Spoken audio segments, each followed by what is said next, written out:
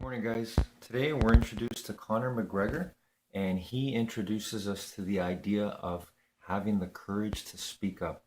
So let's try that today in our day. Let's start speaking up for what we really believe in, what we really want out of life.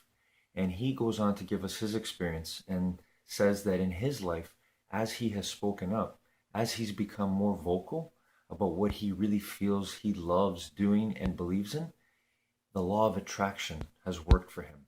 He has become that magnet of everything he's ever wanted in his life. And Conor McGregor's record speaks for himself. You can look him up and his record in MMA history. But how can we apply this to our life? How can we be more vocal with being courageous to speak our truth, what we love, what we're looking for, perhaps just being the best human being we can be? Let's do that today. Have a great morning, everyone.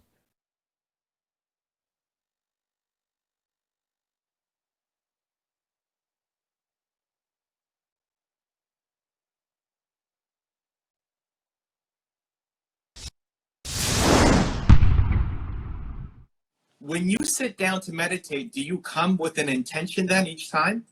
No, once I sit down, then I ask my intuition, hey, what is it that you want to be doing today? What is it that you need today? So we all have this intuition, which is different than our instinct, but this intuition, right? It's what we know before we think. And so when I sit down, I say, okay, hey, what's the intention for today? And sometimes the intention is to just let go and see what happens. Sometimes the intention is I'm searching for an answer. Sometimes the intention is, well, today focus. Today let go. Today just breathe. So I just listen. It's the art and the subtle science of paying attention. So I asked John that question a year ago when we did our live stream because I was really struggling with meditation. I believe in the science of meditation. I believe in the impact on the brain. I believe in all of the data that comes out on it, but I could never make it work for me. And I was doing it more to discipline than anything else, to say, okay, 10 minutes meditation every day. Here's what happens to your brain. Here's what happens to your life. Again, believe it. So I'm going to just go do it and discipline my way through it. But I never felt any of the benefits of it, and would do the typical things of judging myself. Am I doing this right? There's no right meditation. And so I went on a spurt of asking people who did this, regularly, like John, and ask them their process, right? So do you have an intention? What do you do when you sit down? What are you thinking about? What's the goal? That process was really helpful for me because it led me to where I'm at now. And so, whenever you don't know what you're doing, you model success, right? Like, hey, you want to get a result here. I suck at X. How do I get better? Go talk to people who are doing it, who are great at it. And their path may not be the exact path for you, but it gives you clues, right? And talking to John and talking to other people, I didn't do meditation exactly like they did it, but it gave me clues to then find my own path. And so here's what I'm doing now. If you struggle with meditation, first off, if meditation works for you, amazing. Keep doing it. Put it as your part of your morning routine, especially if you're feeling stressed out or anxious or worried, or your thoughts are a mess. If you don't have clarity of thought, that can be really helpful for you. If you struggle with meditation, though, I'll share my experience, and maybe it gives you a different perspective, a different insight, because I really struggled a lot with this over the past few years until finding this moment that I'm at right now. So it was exciting. I haven't talked about this really before. So one of the things that I really found helpful for me is I needed something more active. I needed to be more active. So meditation, just sitting down on a pillow or the bed or whatever, was too passive for me. Not that I couldn't do it and I could force myself to do it, but it was too passive in that I come up with my best thoughts. I have my best energy. I'm most in the zone when I'm doing something active. I need to be moving. So what I did was turn that 10 minutes or whatever of just sitting down to moving, to going outside. And I've created a new part of my routine that I call Believe Walks, where pretty much every morning I go for a walk. There's a lot of science behind getting fresh air, getting sunshine first thing in the morning, how it helps you set you up for the day, puts you in a better mood, helps you sleep better. There's a lot of data behind all that. So I thought, hey, why not go outside and do a walking meditation? And I took this idea from Robin Sharma, asked him about his process too, and he goes on these walking meditations. Like that feels a lot more right for me. It feels a lot more Evan than sitting on a pillow. So I started doing these walks, and there's no stated goal, like I need to feel this by the end of the walk.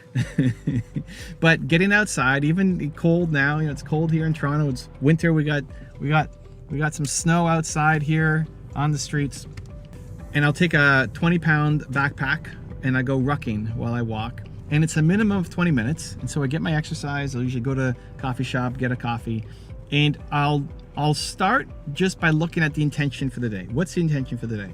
So if I look at a day like today, it's a Tuesday filming this, it's my YouTube day. I want to make great content. I want to make videos that inspire people. I want to make videos that help people make a shift in their life. I want this to be my best video day of all time. Just quick little intention for the day. And then I'll go for the walk with an open mind and just see what comes.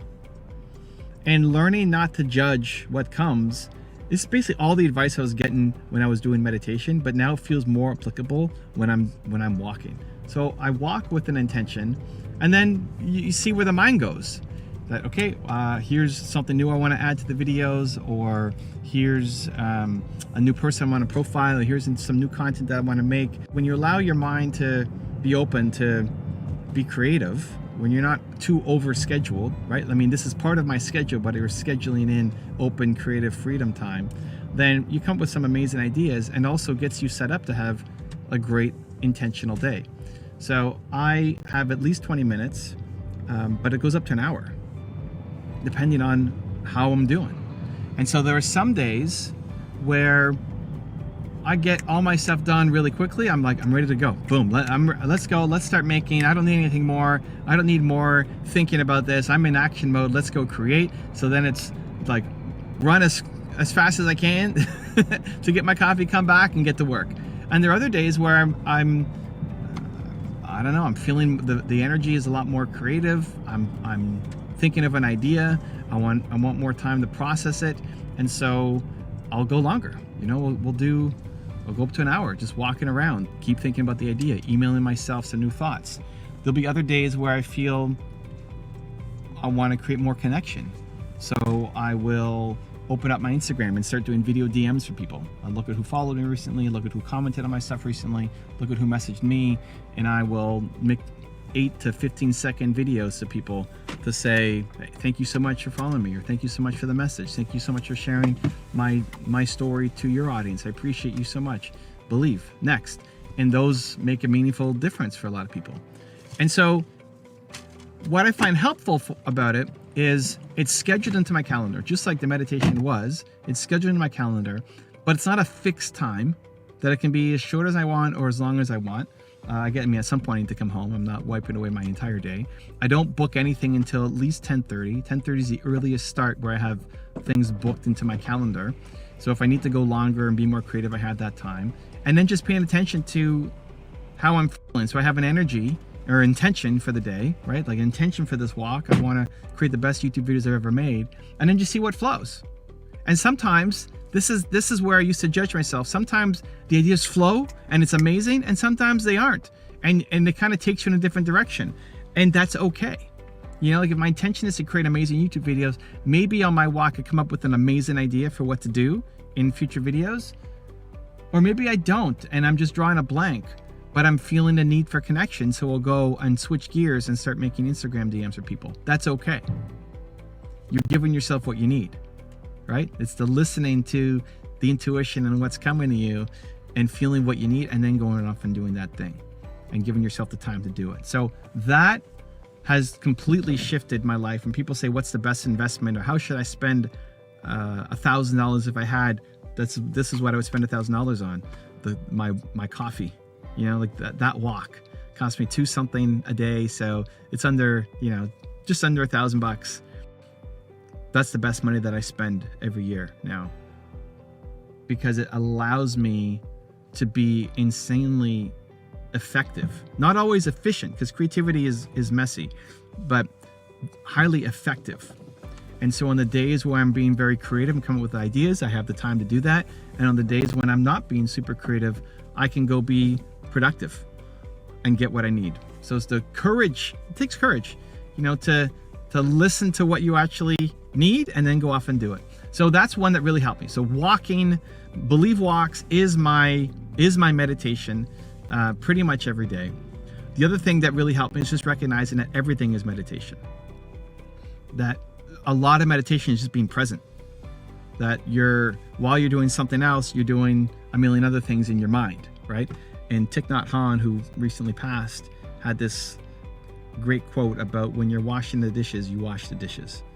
So the story was he's at his retreat and one of his students are there, and Thich Nhat Hanh was going to do the dishes, and the guy said, "Hey, I'll do the dishes for you." He said, "Oh, thank you." But while he's doing the dishes, he's trying to listen on the conversation and thinking of what to do next. And Thich Nhat Hanh told him, no, wash the dishes to wash the dishes. That when you're washing the dishes, that's all you're doing. You're not thinking about what's next. You're there washing the dishes. So it's every moment is a chance to be present. If you look at meditation as just presence, you can practice that at any moment. Right now, all I'm doing is making the video for you. This is meditation. Making this video is active meditation for me because I'm only present here with you making this video. What am I doing next? I don't know. I guess making another video. What am I doing when I get home later today? I don't know. I'm not even thinking about it. What day is it of the month? I have no idea. When people ask me how old I am, I have to think about what year it is to do the calculation because it's just present-minded. So any moment can be a chance to bring it back to present.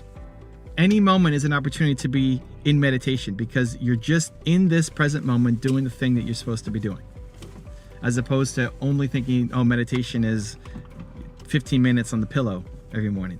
So I think that is a incredibly powerful part of anybody's routine.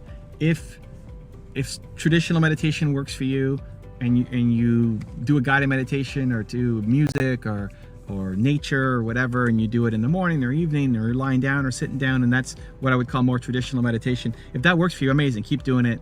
Go for it. It's awesome. If it doesn't work for you though, and you're finding a hard time connecting to it or figuring out the value, you believe in it, but it's just not working for you, then I'd encourage you to try those two things that we just talked about. Something more active. Go for a walk in the morning. Mine are Believe Walks. You can call it whatever you want, where you set an intention and you just let your mind drift. You let the ideas come to you as it comes to you without having to check your text and emails and everything else. And you'll come up with, I believe, some amazing ideas, especially being out in nature, getting some sun. And then two, you can always have any moment, whenever you're feeling stressed out or overwhelmed, if you're sitting here in the car and you're stressed out and overwhelmed, you can always use it as a chance to get back to present. Everything you do can be meditation. So let me know if that works for you. I'd be curious to hear your insights. I really struggled with this for years and again, sought out experts and tried to get their perspective, and this has been a solution that has really worked for me, and I hope it helps you too. Also, to make sure you're actually taking action after watching this video, I've designed a special free worksheet just for this video. The worksheet will highlight all of the lessons learned in this video, as well as pull out our 3 favorite learnings and quotes that will inspire you to actually do something. The worksheet will also give you space to write down what your key takeaways are and your specific plan of action to make sure you're getting results. If you want the worksheet designed specifically for this video, absolutely for free, there's a link in the description below. Go click on it and start building the momentum in your life and your business. I'll see you there.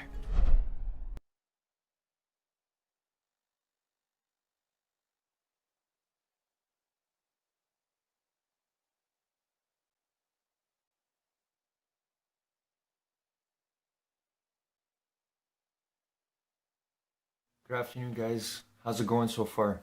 Have you had an opportunity to speak up and show courage about how you really feel or how you could possibly help someone else? If you haven't, the day's not over. You know what I'm going to say. It's believe and determination in yourself. So believe that you can speak courageously about how you're feeling, and then show that spirit of never giving up and go back at it again. See if you can find that opportunity where you know you could have spoken a truth that would have helped the situation, and maybe go back at it again. If not, think about a future opportunity. Think about how you will feel, how good it will feel when you're able to speak courageously about how you feel. And remember, everyone deserves the truth of how you feel, because that is real. And that's what everybody wants from you, as hard as it may be. Have a great afternoon, everyone.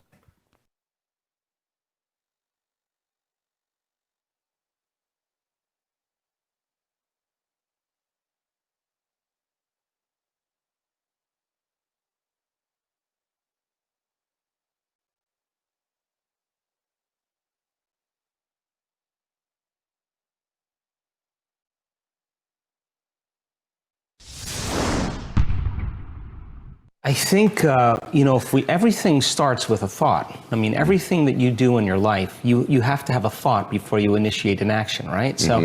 So if you believe that your thoughts have something to do with your destiny, like any great leader in history understands that, the first thing you have to do is you have to decide, are you going to be defined by a vision of the future, or are you going to live by the memories of the past? So I'll give you an example. Most people wake up in the morning, and your brain is a record of the past. It's an artifact of everything you've learned and experienced to this moment, right? It's a memory bank. So most people wake up in the morning and they start thinking about their problems, and those problems are connected to certain people and things at certain times and places. And the moment they start turning on those circuits, those memories are actually causing them to think in the past. Every single one of those memories has an emotion associated with them, and emotions are the end product of past experiences. So then the moment they recall the event, or they recall some problem in their life, they start feeling unhappy, they start feeling discouraged, they start feeling anxious.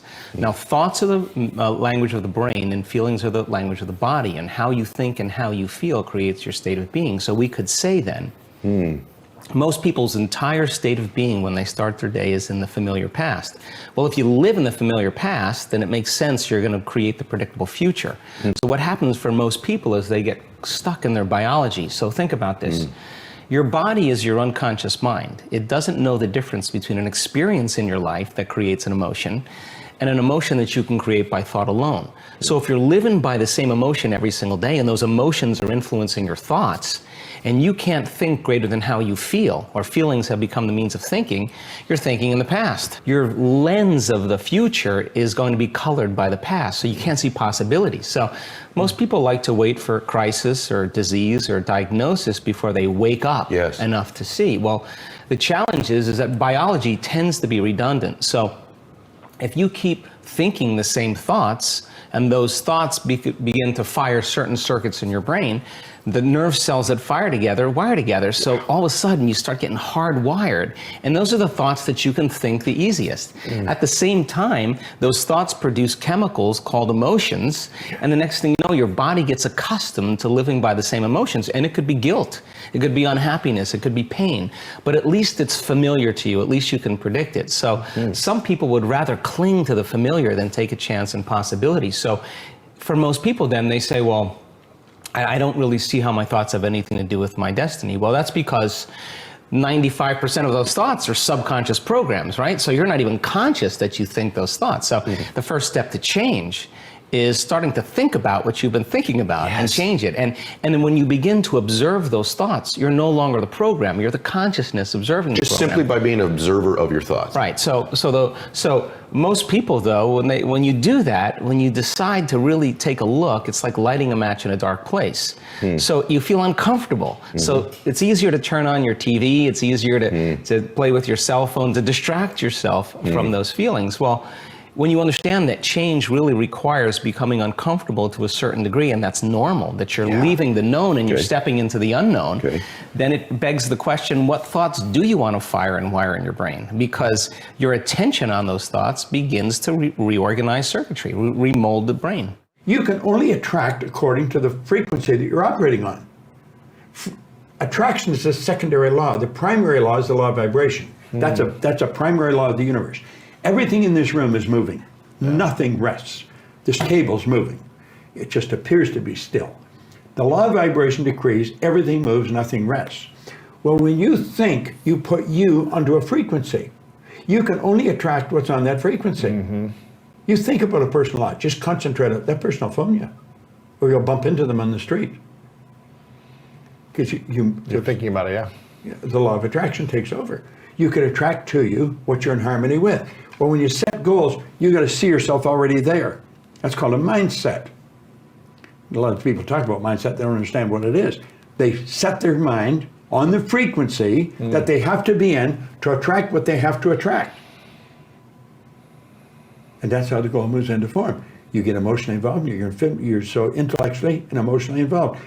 The only problem is you don't have it on the physical plane yet, but it will manifest in time. If I have a picture of fear in my mind, I'm afraid of something, my brain translates fear with different chemicals, stress hormones, cortisol, norepinephrine, factors that affect the immune system that are called cytokines or histamine. So basically, in a state of conscious fear, the brain releases chemistry that complements fear. That chemistry goes into the body's blood, and that changes the behavior and the genetics of the person. So that means there's a difference between having positive thoughts and having negative thoughts. And people say, oh, that positive thinking doesn't really work, but that's not true.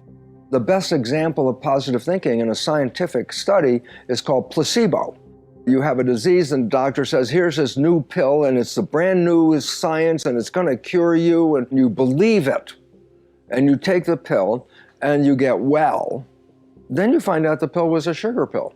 So then you're left with, so what made me well? It's not the sugar pill. It was the positive belief in that sugar pill and how it's going to help your life. So that's called placebo, positive thinking, positive result.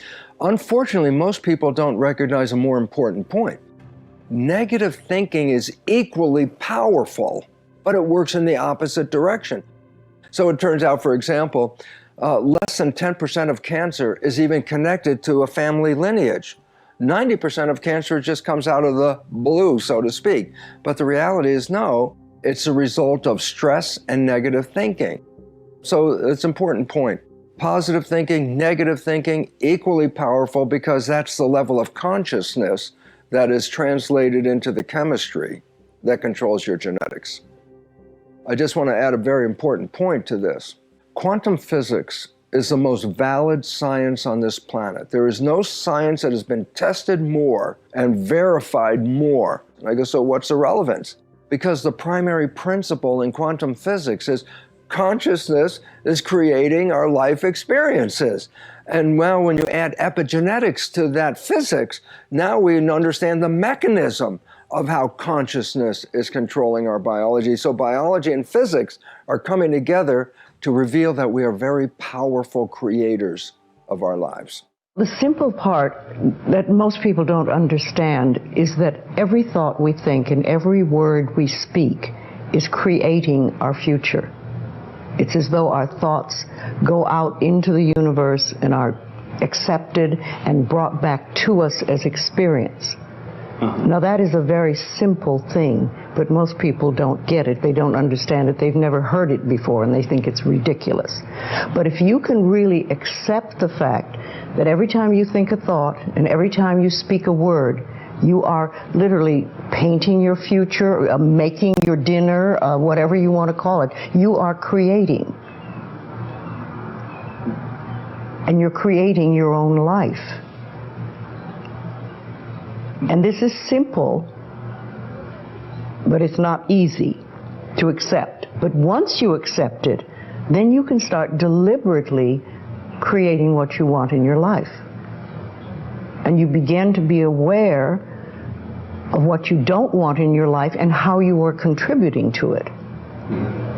Now, I think this has been around forever, but for some reason in the last 20 years, the universe has wanted this to go out among all the people, or all the people that are ready for it. See, most of us just think, and we don't pay any attention to what we're thinking. We're just doing it. But that's something you need to train yourself to do, to begin to train yourself to be aware of what you're thinking. And one of the ways to do that is to periodically say to yourself, what am I thinking? would I like this thought to create my life?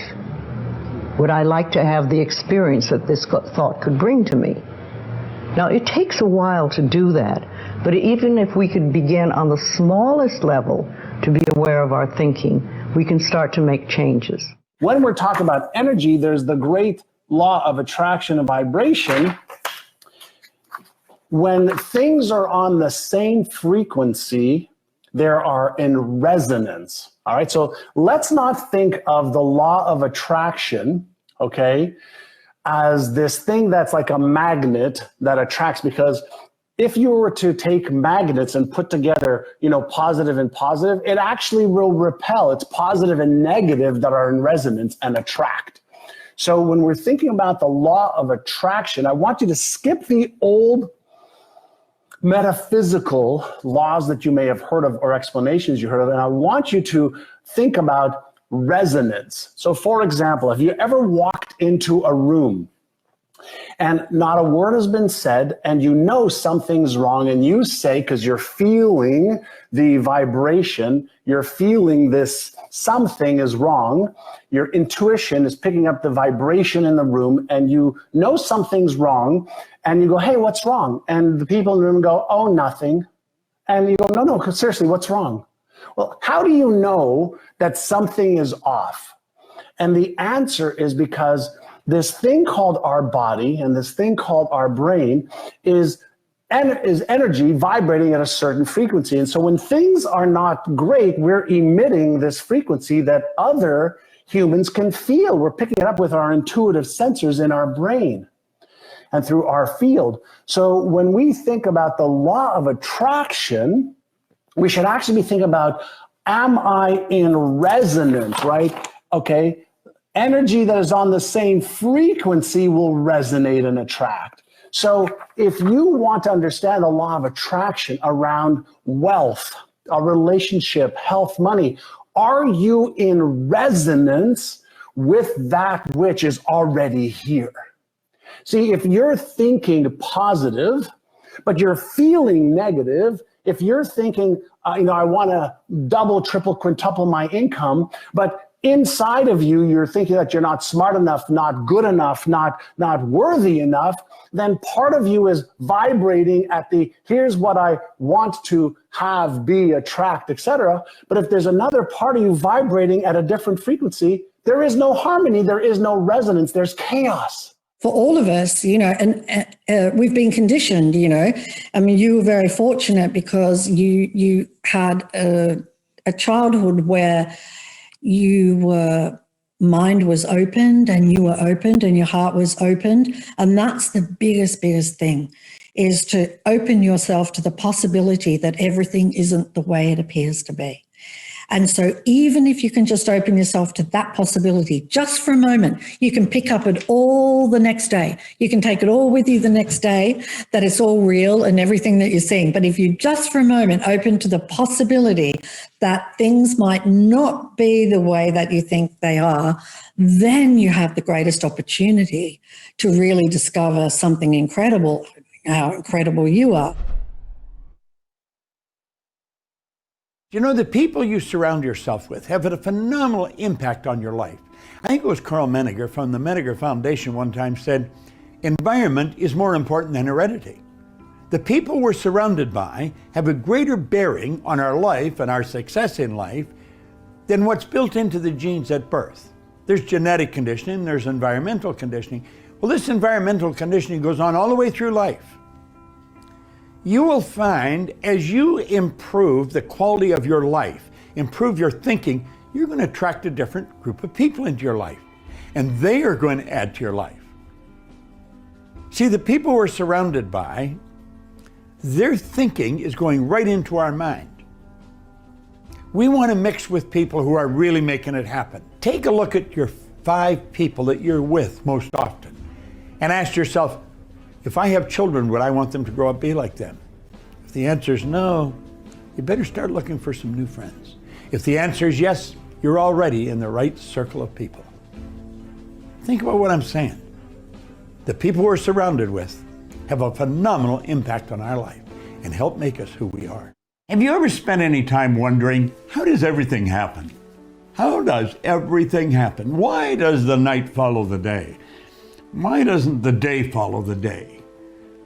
In fact, in some places it does. But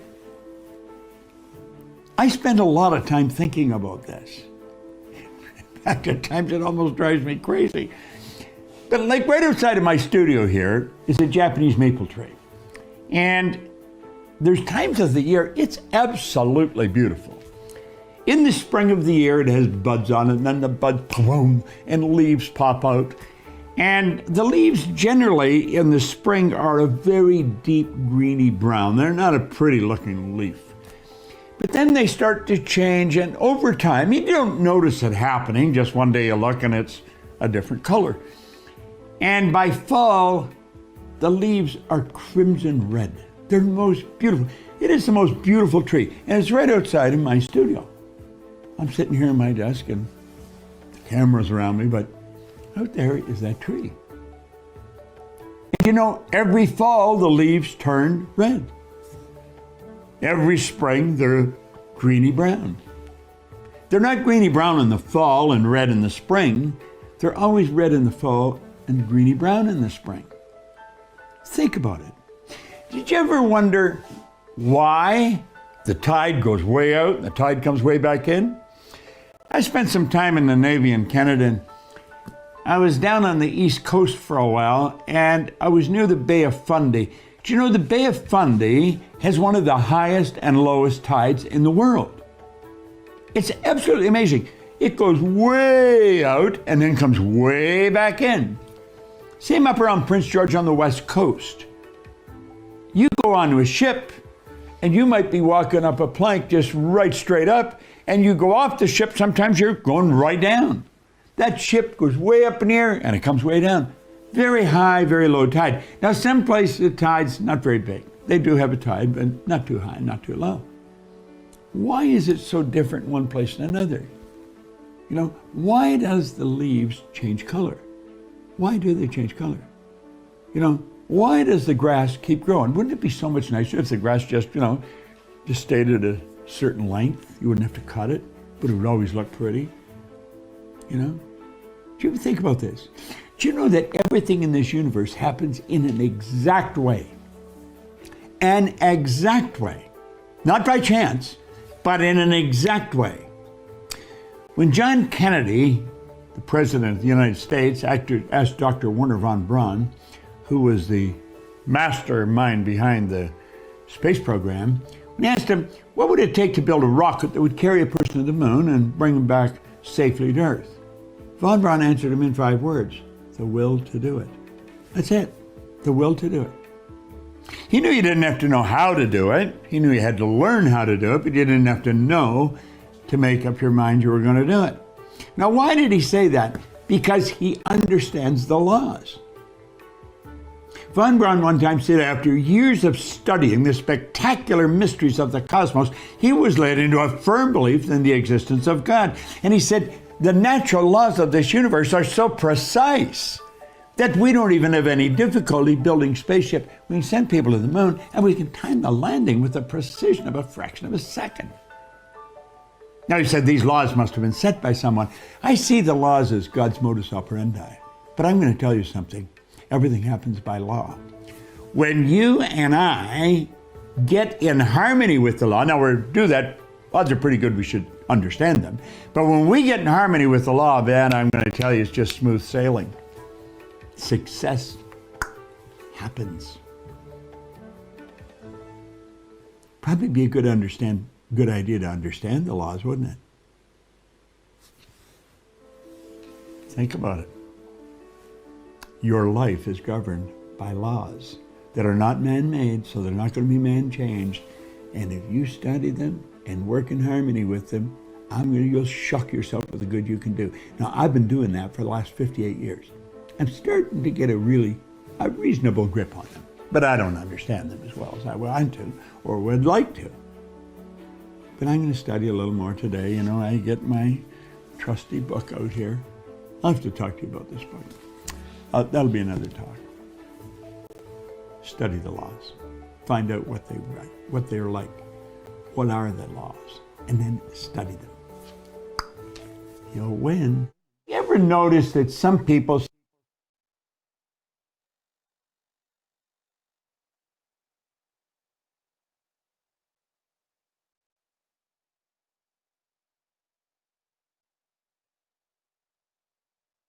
Good evening, guys. How did it go today? Were you able to have at least one opportunity where you were able to speak up and share what you really love or what you're really passionate about or how you're really feeling? Well, if you did, great. If you didn't, that's okay too. Just the fact that you are thinking about it and aware of how important it is to speak up courageously is already a step in the right direction. And I just want to share with you in my life how liberating it has been for me to really pursue the things that I love and to be truthful about that with the people around me. It's so important yet so difficult because for many times we fear the consequences. We fear the losses, how we're going to make people feel. But in the end, we're all made of truth principles and we all deserve that. And I can tell you how great it feels when you have those difficult conversations. I hope this helps you. Have a great evening, everyone.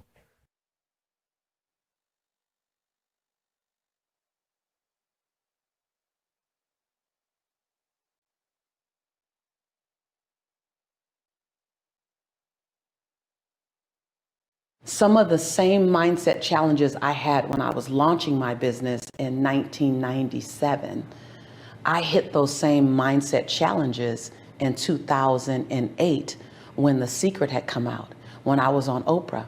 Then I hit the same mindset challenges and needed the same mindset shifts in 2018 when my company was 5 times larger. So I see this on my campus so often. People often assume that they need to get another coach to speak more powerfully. Well, in some cases, that might be the case. They need to join another community. That might be the case in some cases, or learn another skill set, a new skill set. Well, actually, sometimes it's a mindset shift. They need to make a needlepoint move in their thinking, working on their mindset. You can stay in the same community. You can have the same coach. You can do the same things, but with a different mindset, it produces a different outcome. Have you stopped to think about the fact that everything we do, everything we physically do, starts first in our mind? The opportunity to examine your mind and steering how you decide the direction that you want to go in or not. That's something that we don't spend enough time thinking about, that we should actually go, hold on, let me think about my mindset. Need motivation? Watch a Top 10 with Believe Nation.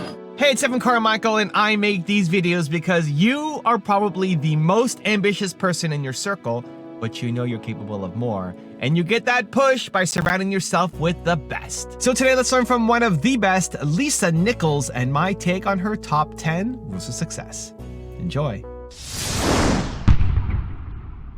Rule number 2, customize your message. Customize your content for each event. I cannot tell you how many times I see speakers and orators and teachers and whomever, and they have a really great message. But with each new audience they go to, 90% of the message is the same. I gotta be honest with you, some of the people that I know in the industry, some of my friends, they do it, and I love them and I love their heart. But I truly believe that the audience is paying for the lack of energy. Let me just say, lazy. The audience is paying because you're being lazy. Customize your message for your audience. Who are they? How are they different? And even if it's the same demographic, so they're still women and they're still entrepreneurs, but are we in a different time? I dare not deliver the exact same message this year to the same demographic that I delivered in 2019. Why? Too much has happened. She, he, they are in a totally new place. So you want to make sure that your message addresses your audience. Now, let me just tell you something. I saw a very powerful speaker. I will not mention his name. I saw a very powerful speaker be so sure that he can move the audience that when he was speaking to his audience, he actually went in a direction that this audience wasn't interested in. but it's where his speech was. And it was a great speech for another audience. And he was on autopilot. So I want you to think about it this way. You don't talk to everyone in your life the same way. You know, if you were talking to a 3-year-old, you have a 3-year-old's conversation. If you were talking to a 15-year-old, you have a 15-year-old's conversation to relate to them. And if you were talking to a 55-year-old, or let's just look at me because that's where I happen to be right now in my life, you would speak to me differently. And so you don't speak to your partner the way you would speak to your boss, the way you would speak to your children, the way you would speak to your friend. You talk to them in a way that fits the relationship that you're in with them. Your audience is the exact same way. Taking the time to customize your message. You can be talking about the same content, same technique. I teach about speaking all the time, but I'm always saying, am I talking to a corporate employee? Am I talking to a corporate exec? Am I talking to an entrepreneur? Am I speaking to a teenager? Same content, but I apply the message so that it fits the audience. This allows the audience to feel as if you've customized something for them and they have a more intimate connection to you. Rule number 3, design your powerful close. Step 3 is about designing your powerful close. So most people end with a fizzle. And I'm going to say one of the major foundations to a powerful message is to end with fire, like fire. So end with fire, not a fizzle. Speakers often overlook and dismiss the close because they're so committed to the content and they think, oh, it's the end.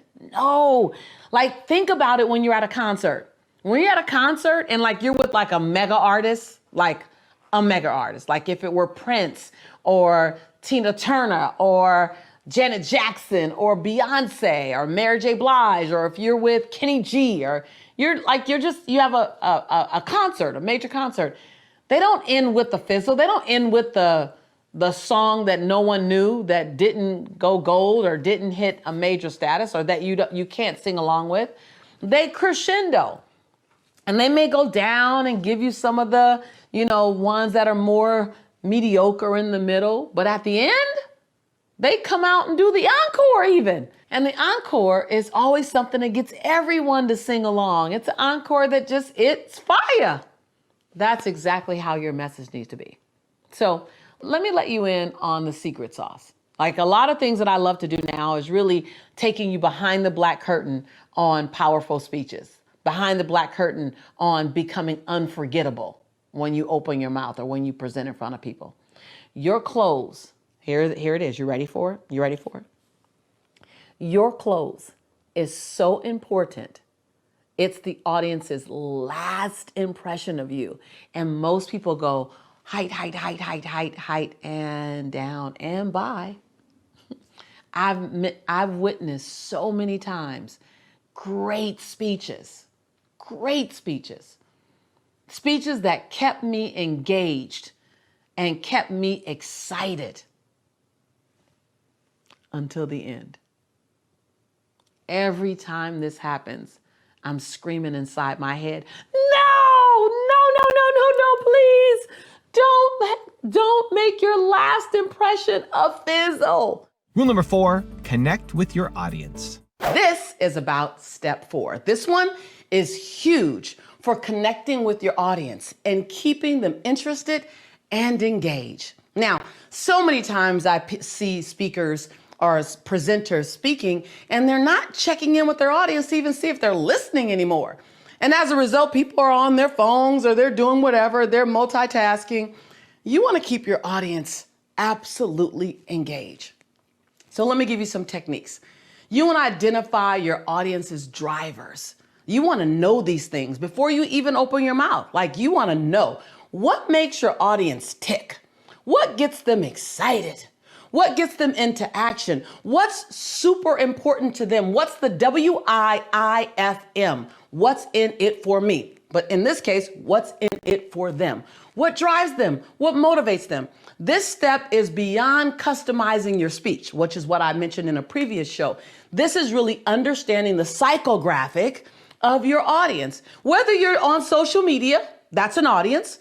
Whether you're teaching a class, that's an audience. Whether you're talking to one individual, that's an audience. So you have to ask yourself, what's the red button for this particular group of individuals? When I speak to mothers, I recognize that a mother's job is to make her children feel safe. A mother's job is to make them feel loved. A mother also feels overwhelmed. She's also the multitasker of all times. She also needs rest. And she wants to be acknowledged. Many times she's under-acknowledged. I know that. I know that before I start talking to the moms, or even when I'm talking to an audience and I say, if you are a mother, then, and I begin to go into the things that I know is important to a mother. If I'm speaking to a group of speakers or entrepreneurs, then I know it's about several things. It's about impact. You want your voice to be heard. You also want to know that your voice is powerful. You want to know that your message is being received. You also want to monetize your message. So it's not just about speaking, it's also about the business. If I'm speaking to teens during our Motivating the Teen Spirit events, then as a teen, I go, okay, so teens are not making a lot of decisions in their lives for themselves. Decisions are being made around them. They want to own their voice. They want to hear their own voice. They're tired of rules. So in the Motivating the Teen Spirit, when I'm talking to teens, I say, here are no rules. They go, what? In this space, we just make agreements together. Man, they perk up as soon as I do that because they're not used to that. So to that point, you want to make sure that you understand what the needs and the desires and what motivates the audience that you're speaking to before you even open your mouth. You don't want to just speak to what's important to you. You want to speak to what's important to them. And what are those hot buttons? What are those red buttons that will make them go, whoop, whoop? Let me listen a little closer. This part of the process may sound like a lot of work, but it's worth it because it can turn a speech, a message into an experience. Also, to make sure you're actually taking action after watching this video, I've designed a special free worksheet just for this video. The worksheet will highlight all of the lessons learned in this video, as well as pull out our 3 favorite learnings and quotes that will inspire you to actually do something. The worksheet will also give you space to write down what your key takeaways are and your specific plan of action to make sure you're getting results. If you want the worksheet designed specifically for this video, absolutely for free, there's a link in the description below. Go click on it and start building the momentum in your life and your business. I'll see you there. Rule number 5, create a symphony of energy. Step number 5, you want to take the techniques, the previous 4 techniques that I've given you, and if you're in any one of my courses, it's actually 17 techniques, and you want to make it sound like a symphony. And the reason why this is a step is because most people look at techniques and look at things they do very fragmented. Well, I'm going to say, and I like to call it 2 things. 1, make it sound like a symphony, meaning you want your message to blend together. Think of it as if you were writing a song, because a message should be rhythmic. It should be like a song. It should have this cadence to it. It should have this alliteration to it. It should have this flow to it. It has this opening. It has this middle, this arc, and it has this ending. And it all comes together, right? That's the symphony. That's the sound. That's the band. The other way you can look at it is you want to take your individual ingredients and then you want to layer them together like lasagna. And you want to put them on. Lasagna is actually not one of the easiest dishes to make because it's about individual mastery of the particular taste and the particular seasonings. And then it's also about layering it in such a way that it meshes together and comes out in one form. That's how a great message is. You take the techniques, audience connection. You take the techniques, ending with a fire, not a fizzle. You take the techniques, understanding what's in it for your audience. You take the techniques, verbal highlights. And you do all these techniques and then you go, how do I layer them? Content and story and opening and close. Yeah, again, I say, this ain't elementary. This is MBA, right? So it takes a minute. But if you've implemented the first 4 steps, then you have delicious content. You understand what a soul-stirring story looks like because I taught you the valley. You understand the crescendo and a close. Now it's time for you as the conductor Or like my son Jelani, as the head chef, as he is a chef of all times. Now you want to put the dish together, or as the conductor, you want to create a beautiful symphony of words. Yeah, I know when you think of it that way, it's like, well, Lisa, it's just a message. No, it's not. It's life for someone who's listening. It's life for someone who needs your words. So take the time and create a symphony of oration. Create a symphony of possibility. Create a symphony of energy. Because when you speak, and you speak possibility, you speak education, you speak motivation, you're speaking life. Rule number 6, tell powerful stories. You need to have content and you need to have stories. Now, the number of stories that you offer in your message has a lot to do with how much time you have, because you always want to give your audience of one or of many, online, virtual, or live, you want to give them enough content to walk away with value. However, it's super important that you give them enough story to walk away with a connection. So what normally happens, some of the best speakers that are out there today, best presenters, they are only doing one or the other. They fall flat in one of those areas. They're either all story and you don't have enough content to write down, or they're all content. That's pretty much the majority of people. They're all content. And there's very few opportunities to make a connection. So why do you deliver content? You deliver content because it's the intellectual learning that you're going to teach your audience, right? Whether it's new concepts, it's the theory that provides your audience with the insight to move forward. Content is the steps, the how-to. Content is where they choose to follow you as an expert, as a coach, as a leader, because you have insight on neuro-linguistic programming, behavioral management, media, marketing. You got that content on personal perseverance and transformation. You are the content provider for that particular body of work, meaning your intellectual property will help move them forward in their life in that area. Super, super important. Now that, I want you to put that by itself. That's important. The mistake most speakers make, most presenters make, is that they give you all of that. Well, I walk away with value, but you miss a huge part of me. Now, where is that? That's from the story. So the story is that experience that you share that grounds the content and makes it real. Now, you don't have to necessarily point to the content. You're just sharing a story about a time in your life, and that story just gives context. It gives 3D. It gives texture, what I like to call it, to what you're talking about, to the content. It brings the content to life in a moment. Let me give you an example. Well, the story is what allows the audience to see themselves in you. The story is what creates the vibration, the energy exchange. Remember, content doesn't create an energy exchange. Content creates an intellectual exchange. You want an energy exchange. Why? Content will have people respect you. Stories will have people become loyal to you. Rule number 7, ask questions. You may ask, how do you customize? How do you customize, Lisa, a message for your audience? How do you know what the audience needs? That's what I would be asking me right now. How do I know what the audience needs? Ask questions. Write this down. Your listeners or your customers are the experts. Say that. My customers are the experts. My students are the experts. The next line, I am the service provider. Oh, when I got that years ago, that my customers, my audience, my students, you're the expert. You're the expert of your journey because you know what you need more than I do. You're the expert on what you need. I'm the service provider.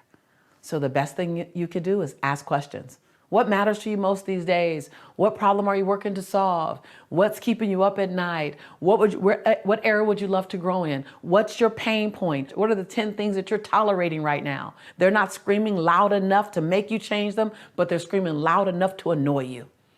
Like, ask those questions. Collect the data.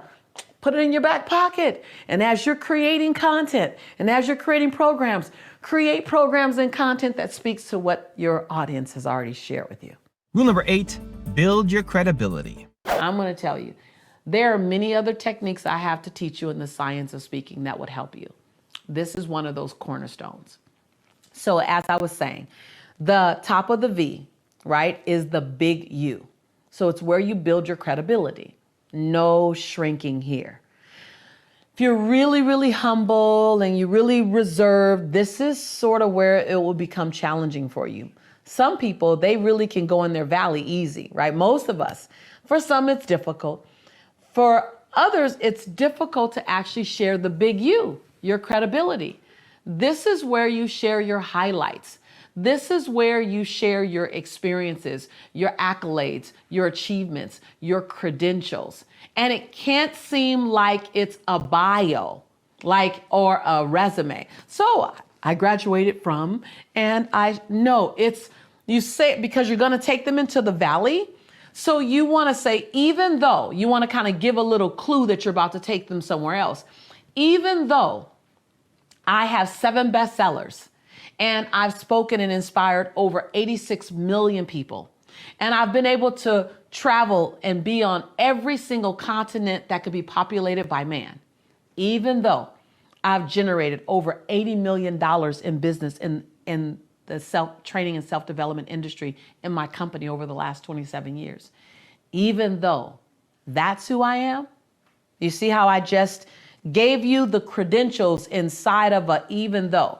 Or you can say, what you may or may not know about me, is that I'm a best-selling author times 7 books.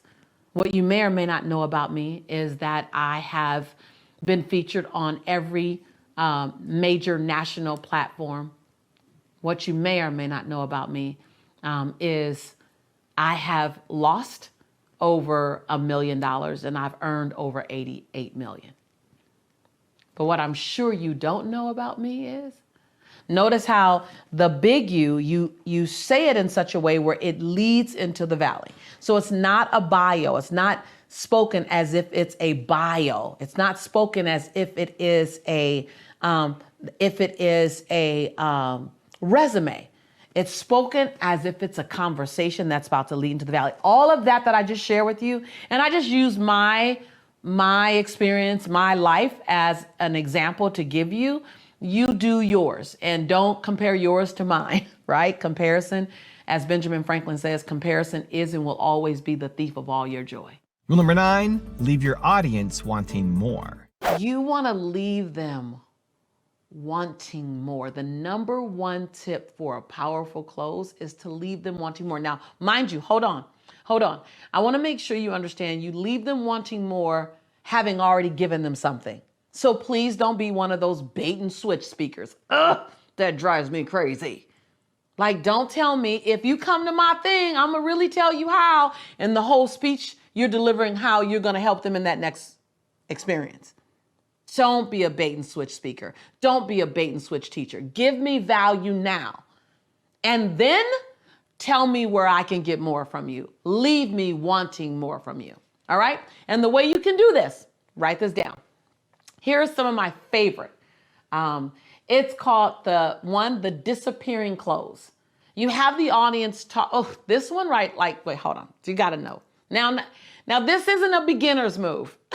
This is kind of like a gladiator move. You've been in it for a while. You've been doing messages for a while.